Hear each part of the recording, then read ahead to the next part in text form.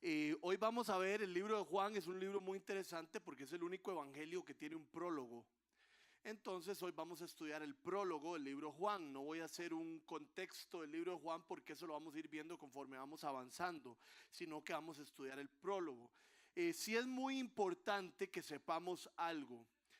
Hay 4 evangelios que son las 4 diferentes historias acerca de la vida de Jesús. Y cada uno tiene un énfasis en algo diferente de la vida de Jesús. El libro de Mateo hace énfasis en el hecho de que Jesús es el rey, acerca de su reino.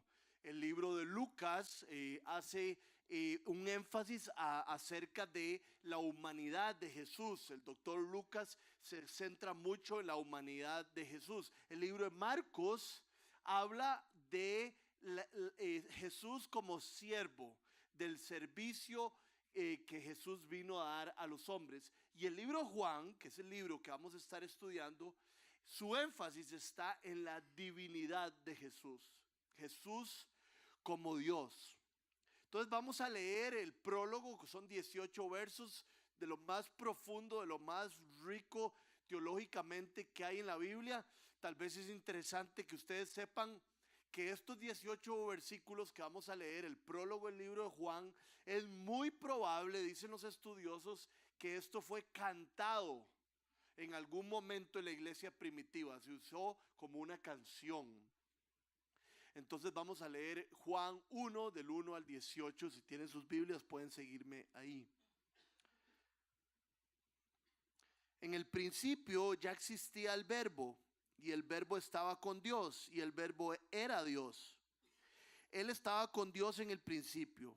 Por medio de Él todas las cosas fueron creadas. Sin Él nada de lo creado llegó a existir. En Él estaba la vida, y la vida era la luz de la humanidad. Esta luz resplandece en las tinieblas, y las tinieblas no han podido extinguirla. Vino un hombre llamado Juan. Dios lo envió como testigo para dar testimonio de la luz, a fin de que por medio de él todos creyeran. Juan no era la luz, sino que vino para dar testimonio de la luz, esa luz verdadera, la que alumbra a todo ser humano. Venía a este mundo. El que era la luz ya estaba en el mundo, y el mundo fue creado por medio de él, pero el mundo no lo reconoció. Vino a lo que era suyo, pero los suyos no lo recibieron. Mas a cuantos lo recibieron, a los que creen en su nombre, les dio el derecho de ser hijos de Dios. Estos no nacen de la sangre, ni por deseos naturales, ni por voluntad humana, sino que nacen de Dios. Y el Verbo se hizo hombre y habitó entre nosotros. Y hemos contemplado su gloria, la gloria que corresponde al Hijo unigénito del Padre, lleno de gracia y de verdad. Juan dio testimonio de él y a voz en cuello proclamó: este es aquel de quien yo decía, el que viene después de mí es superior a mí, porque existía antes que yo. De su plenitud todos hemos recibido gracia sobre gracia. Pues la ley fue dada por medio de Moisés, mientras que la gracia y la verdad fueron dadas, nos han llegado por medio de Moisés, de Jesús. A Dios nadie lo ha visto nunca. El Hijo unigénito, que es Dios y que vive en unión íntima con el Padre, nos lo ha dado a conocer. Hay algo increíble en el libro de Juan, pensándolo. Juan, el discípulo que escribe todo esto que acabamos de leer y escribe todo el libro, era el amigo íntimo de Jesús. Todos eran amiguísimos, pero Juan era muy íntimo. Sabemos que Juan, de alguna otra manera, tenemos esa imagen que era aquel que en la última cena se reclinaba y se abrazaba con Jesús. Y algo interesante es que Juan escribe esto después de que Jesús ya murió, después de que Jesús ya resucitó. Y Juan sigue impresionado de la divinidad de Jesús. Yo no sé si a ustedes les ha pasado, es más, sí sé que les ha pasado. Conforme uno conoce más a una persona, desgraciadamente a veces como que se puede decepcionar un poquito más de ella. Vamos, yo me imagino que hoy mi esposa, después de, no sé, casi ahorita 10 años de casados, no está tan en las nubes como al principio, ¿verdad? Cuando yo era el hombre más romántico del mundo. O cuando uno tiene un amigo, primero está ilusionadísimo con un amigo, vamos a jugar fútbol, vamos a jugar, hacer deportes, vamos a comernos algo, pero ya después cuando lo conoce, siguen amigos y ya la cosa no es para tanto, porque uno conoce a las personas. ¿Por qué? Porque todos somos seres humanos y todos tenemos defectos. Entonces es normal conocer a alguien íntimamente y darse cuenta que tiene errores y que tiene falencias. Eso no pasa con Jesucristo. Cuanto más usted conoce a Jesucristo, más se enamora de Él. Y cuanto más conoce de Jesucristo, más se da cuenta que Él es Rey, que Él es Dios y que Él no tiene ni un solo defecto. Entonces a mí me parece increíble que Juan, siendo íntimo de Jesús, siga escribiendo estas maravillas de Jesús. Es un otro atestado de que Jesús era Dios. Entonces, al principio dice Juan del 1 al 3. En el principio ya existía el verbo y el verbo estaba con Dios y el verbo era Dios. Él estaba con Dios en el principio. Por medio de Él todas las cosas fueron creadas. Sin Él nada de lo creado llegó a existir. ¿Qué se nos dice acerca de Jesús? Que Jesús es preexistente. Jesús nunca empezó a existir, nunca dejará de existir. Jesús está desde el principio y desde el principio antes del principio. De hecho, Juan quiere hacer el punto tan claro que utiliza las palabras de Génesis capítulo 1, ¿no es cierto?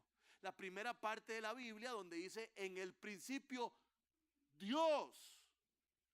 Y Juan, para que entendamos que también Jesús es Dios y que Jesús es desde el principio, dice, en el principio el verbo, refiriéndose a Jesús.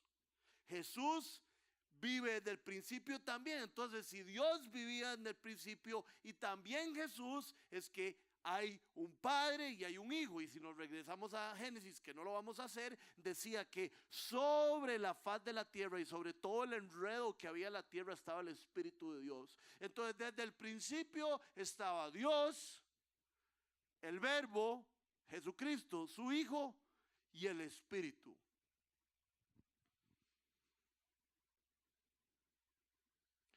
Y qué importante la palabra verbo, ¿verdad? Si no se recuerdan bien, verbo es aquella palabra que utilizamos para expresar acciones, para expresar cosas que, procedimientos, cosas que se están desarrollando. Entonces, Juan está diciendo que Jesús es la acción de Dios. Vean este primer versículo, dice que en el principio ya existía el verbo y el verbo estaba con Dios y el verbo era Dios. Esa palabra verbo en el lenguaje original perfectamente bien podría ser traducida en comunicación. Entonces vean cómo quedaría Juan 1:1 si en vez de decir verbo utilizáramos otro tipo de traducción que estaría perfectamente bien. En el principio ya existía la comunicación y la comunicación estaba con Dios. Jesús es la comunicación de Dios. Es el verbo, es la acción de Dios. Nadie nunca ha visto al Padre. Solo lo hemos visto por medio de Jesús, que es quien comunica al Padre. Vean Juan 14 del 8 al 9. Está Felipe hablando con Jesús y Felipe se jala un tortón. Todos se jalaban tortones antes de que llegara el Espíritu Santo. Y dice, Señor, dijo Felipe, muéstranos al Padre y con eso nos basta. ¿Verdad? Es como llegar donde Brian Ruiz y llegarle, oh, Brian, pero solo enséñame, quiero conocer un jugador de fútbol. Se agüeva todo Brian Ruiz, ¿verdad? Y si yo soy un jugadorazo, llevo jugando toda mi vida, 35 años de jugar fútbol, ¿para qué quieres otro? Esto es lo que pasa con Felipe. Señor, tan solo muéstranos al Padre. Tanto tiempo llevo ya entre ustedes y todavía no me conoces, Felipe. El que me ha visto a mí, dice Jesús, ha visto al Padre. Porque el Jesús es el verbo, Jesús es la comunicación, Jesús es el Padre puesto en acción. De hecho, se podría decir, y los que conocen esta palabra van a disfrutar muchísimo de eso, muchos teólogos dicen que Jesús es la exégesis de Dios.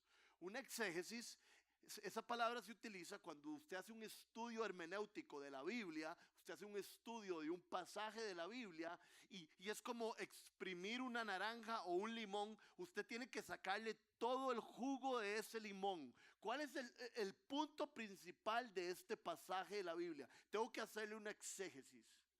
Cuando usted hace una exégesis de Dios, si usted quiere estripar a Dios, digámoslo así, sale Jesús. Jesús es la exégesis, es la concentración, es la comunicación perfecta del Padre.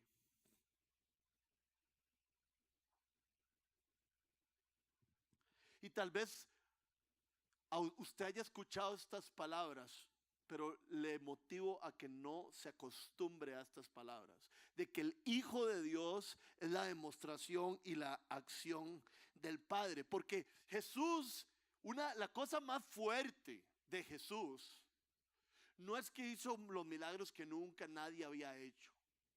La cosa más fuerte de Jesús es que Él era verbo, es que lo que Él decía lo cumplía, es que Él era la verdad, en Él no había sombra, Él siempre que accionaba era perfecto. Lo más increíble de Jesús, que nadie nunca ha hecho en la historia de la humanidad, es que Él decía que Él era Dios.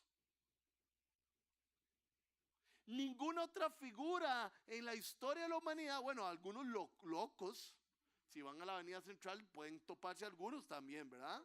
Bueno, o avenida Escazú, de todo tipo, porque creen que andan en un Lexus, creen que son esos, pero lo que les quiero decir es que nadie nunca había dicho que era Dios, solo Dios. El libro de Deuteronomio tiene una sabiduría muy linda. Me encanta una parte en el libro de Deuteronomio que dice, hay una manera de saber cuando alguien es un profeta. Y uno se queda, wow, qué bueno, aquí viene. Ve a ver si se cumple lo que dice. ¿Ok? Jesús dijo muchas cosas, pero escojamos la más linda. Yo voy a morir, y a los 3 días voy a resucitar, voy a vencer la muerte. Y lo cumplió. Y con su cumplimiento de todas las cosas y de todas las profecías que cumplió, demostraba que Él era el verbo. Demostraba que Él le ponía pies a lo que decía.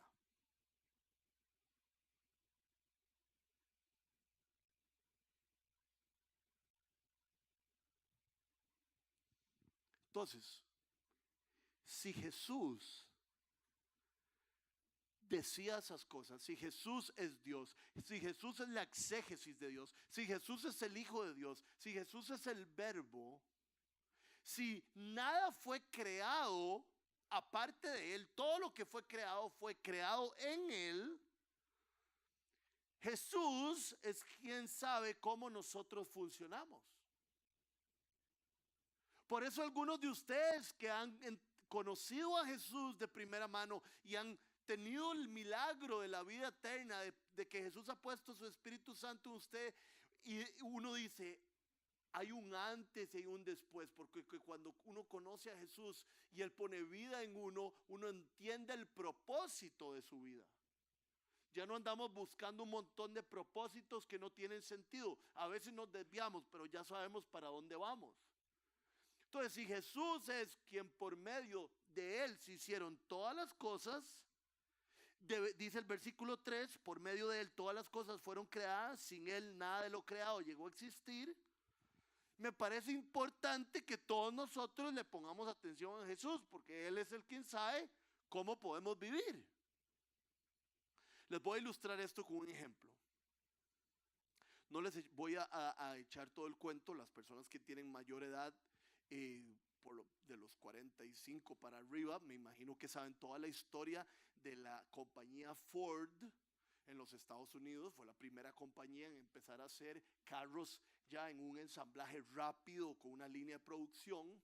Y entonces Ford en algún momento era Doña Toda, todavía tiene unos carritos muy tuanis, pero en algún momento era Doña Toda, y sobre todo en la producción de carros. Y había un ingeniero que fue parte de la fundación de la empresa Ford que se llamaba Charles Steinmetz o algo así.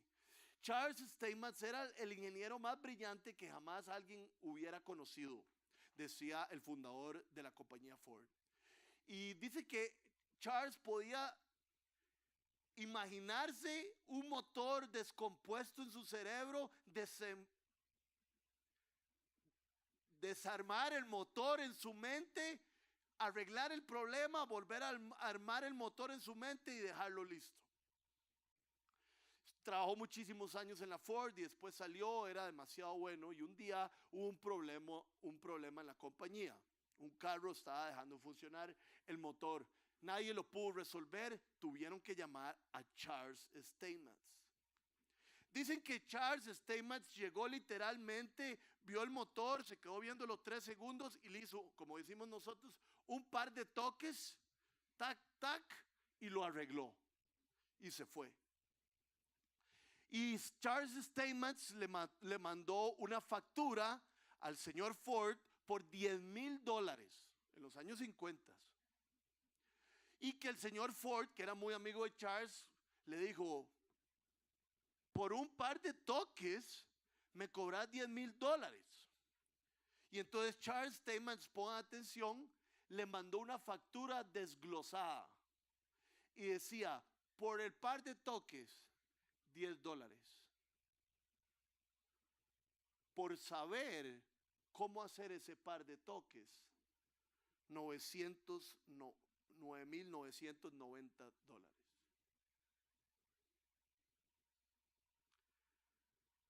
Si Jesús es quien nos creó, si nada ha sido creado lejos de Él, es solo en Él que vamos a encontrar propósito en nuestras vidas. Solo Él sabe hacer los toques. Solo Él sabe guiarnos, solo Él sabe obrar en nuestras vidas de tal manera que haya propósito. Dice el libro de Efesios: ustedes son hechura suya. En inglés dice His workmanship. Ustedes fueron creados por Él para caminar en buenas obras que Él ha dispuesto de antemano. Entonces, si nosotros nos estamos encontrando con el verbo, lo más lógico es entregarle nuestras vidas al verbo, escuchar al verbo, y que por medio de Él podamos vivir nuestras vidas, porque Él es quien nos creó y el quien sabe a dónde vamos. Y aquí todos, no importa si somos cristianos o no cristianos, tenemos solo 2 escogencias: o decir que Jesús estaba loco y no le hacemos caso a todo lo que dijo, o seguirle y adorarle y que sea la figura más importante en nuestras vidas. No hay ninguna otra media tinta.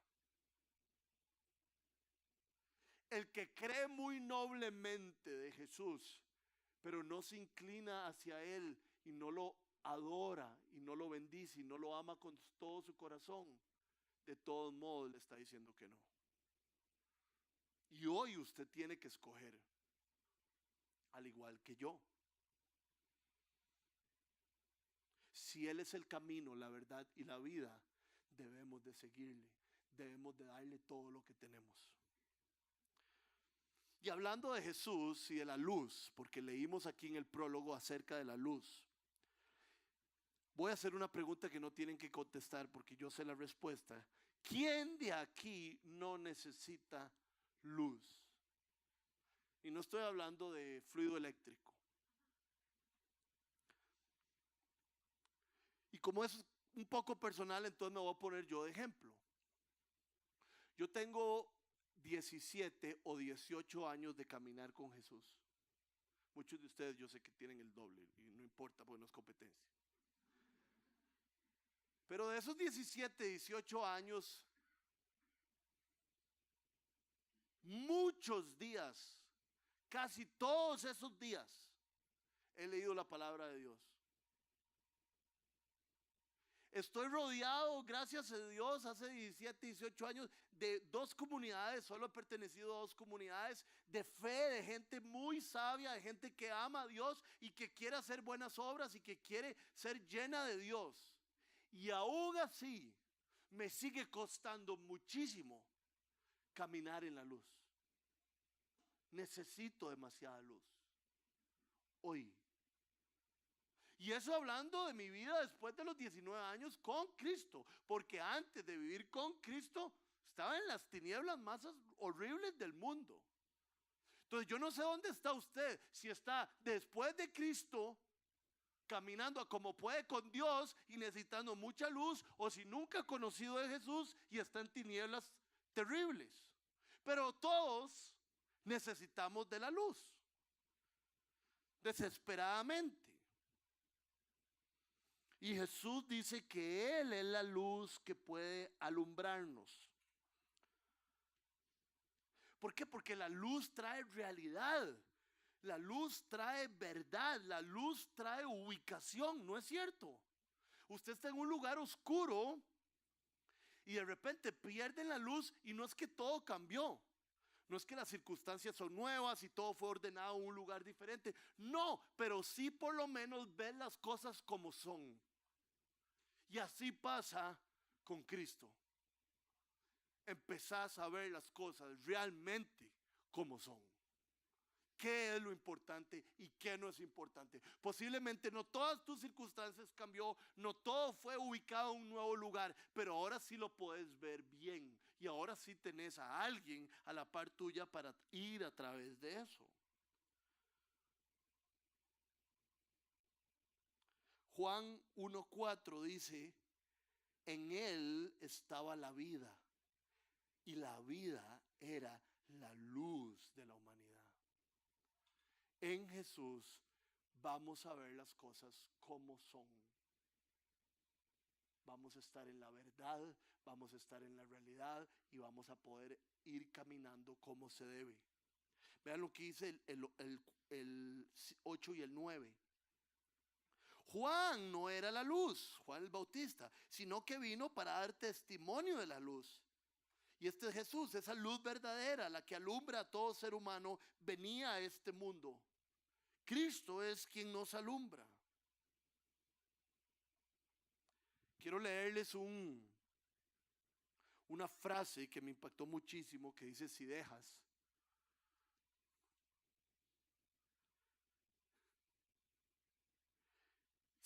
que Jesús entre a tu vida, o si ya entró, Él va a querer resplandecer en medio de las tinieblas. Eso significa que Jesús va a estar continuamente bombardeando cada esquina de tu corazón para que salga la oscuridad por medio del Espíritu Santo, trabajando por medio de la naturaleza, por medio de tu conciencia y por medio de las Escrituras. Una vez que le decimos a Jesús: Señor, quiero que seas la luz de mi vida, Jesús trabaja y trabaja y quiere llegar a las esquinas más esquinas y resplandecer en nosotros. Y no es eso lo que nos trae libertad. No es eso lo que realmente vale la pena.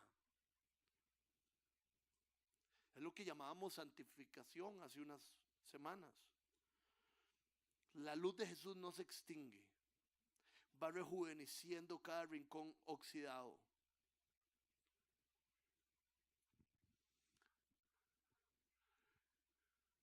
Yo antes, me imagino que a las mujeres también les pasa. Yo antes volvía a ver una mujer y si era muy bonita, yo no podía quitarle la vista de los ojos. Lo dije totalmente mal, ¿verdad?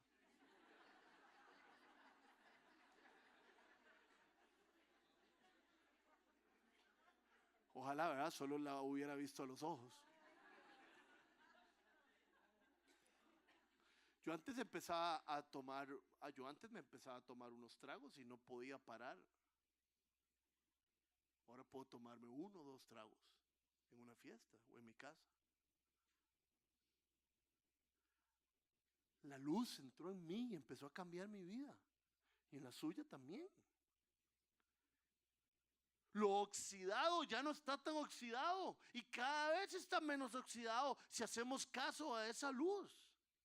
Es una luz que resplandece en medio de las tinieblas. Antes la codicia y antes los vicios y antes la razón de existir era horrible y era torcida, y ahora no. Ahora tenemos la capacidad de pararnos firmes y decir: quiero ser una persona íntegra, quiero ser una buena mujer. Yo tengo mujer, yo no quiero ver a otras. Porque la luz de Jesús es poderosa. Ahora podemos reconocer las mentiras y decirles que no, eso no es para mí. Y posiblemente aquí haya un montón de personas que nunca le hayan dicho a Jesús: Jesús, quiero que tú seas mi luz, quiero que tú entres en mi vida y resplandezcas en mi corazón. Y hoy es el día. Juan 1:12, lo acabamos de leer, dice: y a todos los que creyeron en él y lo recibieron, se les dio el derecho de ser llamados hijos de Dios. Si usted nunca ha recibido a Jesucristo, si nunca ha abierto su corazón y le ha dicho: estoy en tinieblas y necesito que usted sea la luz de mi vida, usted no tiene el derecho de ser llamado hijo de Dios, porque le está pegando una patada todos los días y le está diciendo: yo soy Dios. Él es la luz y Él quiere ayudarnos. La única manera en que Dios puede ayudarnos es siendo Dios. Si no, no nos puede ayudar, porque nosotros lo seremos y somos muy malos dioses. Él puede ser nuestra luz y podemos ser sus hijos. Y viene la palabra gracia, ¿verdad? Es increíble la palabra gracia aquí en este prólogo. Leámoslo del 14 al 17, en 3 versículos, se repite creo que 3 veces. Y el Verbo se hizo hombre y habitó entre nosotros, y hemos contemplado su gloria, la gloria que corresponde al Hijo unigénito del Padre, lleno de gracia y de verdad. Juan dio testimonio de él y a voz en cuello proclamó: este es aquel de quien yo decía: el que viene después de mí es superior a mí, porque existía antes que yo. De su plenitud todos hemos recibido gracia sobre gracia.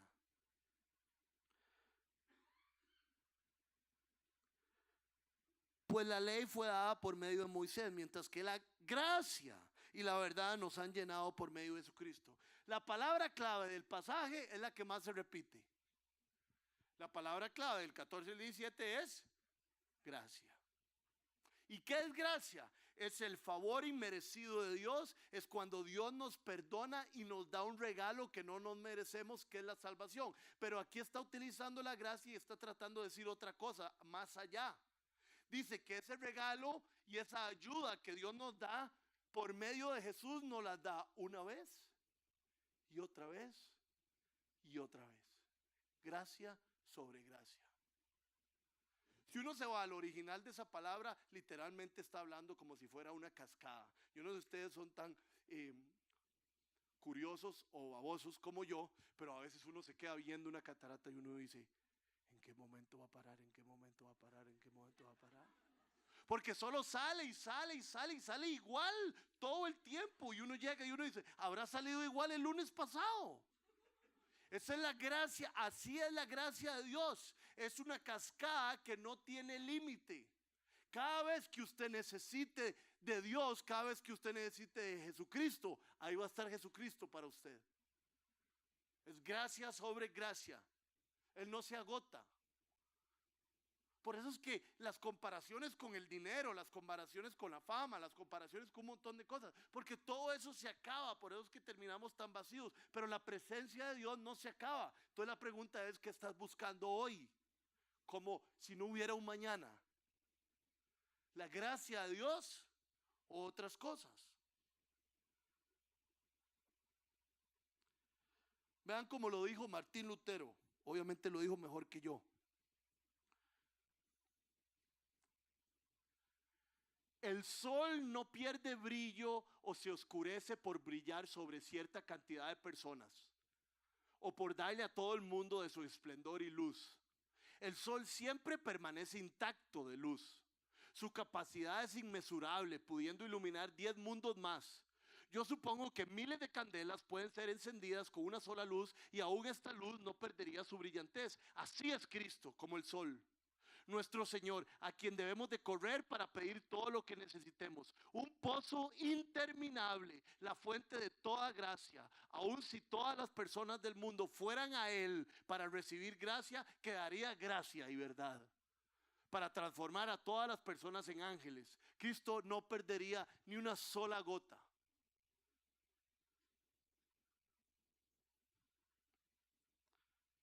Gracia sobre gracia. Y para terminar este prólogo, vamos a hablar del 1:14. Y el verbo se hizo hombre y habitó entre nosotros. Y hemos contemplado su gloria, la gloria que corresponde al Hijo unigénito del Padre, lleno de gracia y de verdad.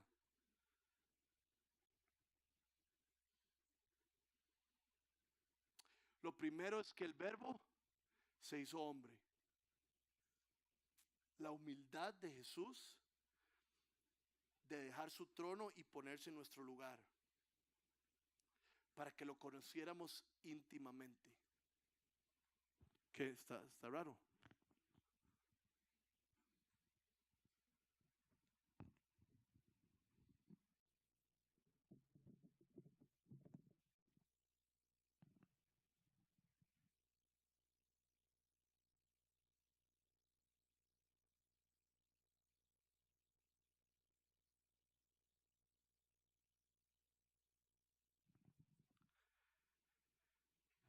Hay una cosa muy importante que acerca de la humanidad de Jesús, que es lo que dice el Juan 1:14.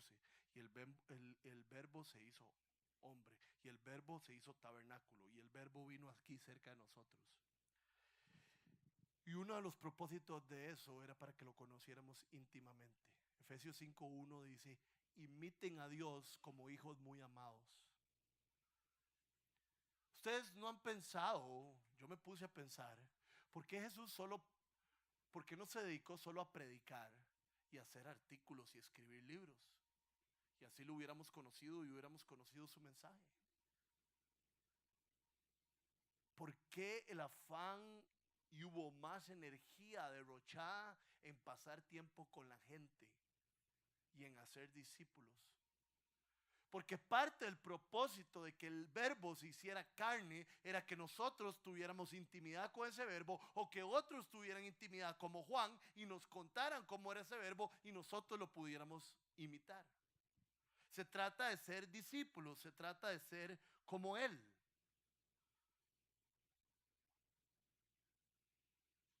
El segundo punto es la humildad de Jesús, ¿verdad? Filipenses 2 del 6 al 7 dice así.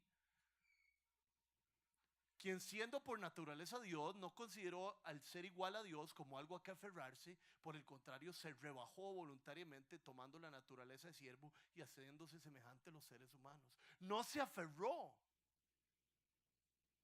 El jueves pasado tenemos un grupo donde estamos desarrollando ciertos charlistas, es un grupo de gente joven, y un muchacho que se llama José Pablo dio una charla acerca del amor. ¿Verdad? Hizo sobre 1 Corintios 13, del 4 al 7, y después estuvo en 1 Juan, en muchos lugares. Pero el amor bíblico se puede resumir en que no nos aferramos a lo nuestro, sino que soltamos lo nuestro para la bendición de los demás. Y por eso el verbo se hizo carne, para mostrarnos humildad, para mostrarnos el amor. Nunca muestra uno tanto amor como cuando uno se compadece o toma el lugar completo de otra persona. Cuando yo llego a mi casa, ¿verdad? Yo siempre ando como lleno de libros o con esta computadora. Esta es mi computadora, entonces ando este iPad gigante, entonces ando y soy bien torpe. Entonces yo llego hacia mi casa y está mi hija Yo necesito dejar todo tirado para mostrarle amor a mi hija. De otra manera no le voy a mostrar amor. Le voy a mostrar solo un poquito de interés. Yo necesito tirar el iPad, necesito tirar los libros, agacharme y abrazarla para ponerme en su lugar. Y que ella sepa, aquí llegó papi, pero papi no mide 1,85 m, papi mide igual que usted. Y eso fue el mensaje de Dios a través de Jesús. Él se aseguró no decirnos te amo desde arriba. Él dijo, me rebajo de todo, no me aferro a nada y me quedo aquí con ustedes. Cargo su vergüenza, cargo su pecado, cargo su dolor, los entiendo. Ese es el milagro del Verbo hecho carne.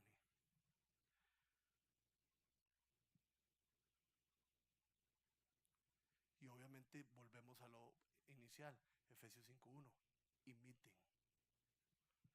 Y la última enseñanza acerca del 14, y el Verbo de Dios se hizo carne. Los que leen Reina Valera deberían de dejar la Reina, no mentira, yo leo Reina Valera en la casa, lean Nueva Versión Internacional aquí, porfa, pues si no se van a perder. La Reina Valera dijo, como dice Juan 1:14, y el Verbo hizo tabernáculo, la 60. Y el Verbo hizo tabernáculo. ¿Cómo? Juan quiere decirnos algo. Y él sabe quién está leyendo. Entonces, uno lee Juan 1:14 y el Verbo hizo tabernáculo entre nosotros. ¿Y qué entendía esa gente y qué deberíamos entender nosotros? Lo siguiente, ¿qué es el tabernáculo? El tabernáculo es aquella tienda de campaña en medio de todas las otras tiendas de campaña del pueblo israelita que iba camino a la tierra prometida. Y el tabernáculo era la tienda de campaña diseñada únicamente para Dios, únicamente para ofrecerle sacrificios y únicamente para que el sacerdote se entrevistara con Dios. Y salía humo de esa tienda de campaña constantemente porque ahí se hacían los sacrificios. Dios les dijo, mientras estén en el desierto, quiero que hagan una tienda de campaña que va a ser el tabernáculo y ahí va a estar yo. Porque quiero que en medio del desierto ustedes sepan y sientan y vean que yo estoy ahí con ustedes. Entonces un mae amanecía con miedo o con tristeza y salía de su tienda de campaña y volvía a ver para allá y veía el humillo y veía el tabernáculo y decía, Dios está con nosotros. Ese era el mensaje. Mientras estamos en el desierto, Dios está en medio nuestro. Y entonces Dios dijo, estos maes que están caminando por Escazú y están caminando por Huachipelín, están caminando por Heredia y tienen miedo y a veces se sienten solos y a veces se sienten desesperanzados, necesitan saber que yo estoy en medio de ellos. Entonces, si ya no es por medio de la tienda de campaña, que es el tabernáculo, ahora es por medio de ¿qué?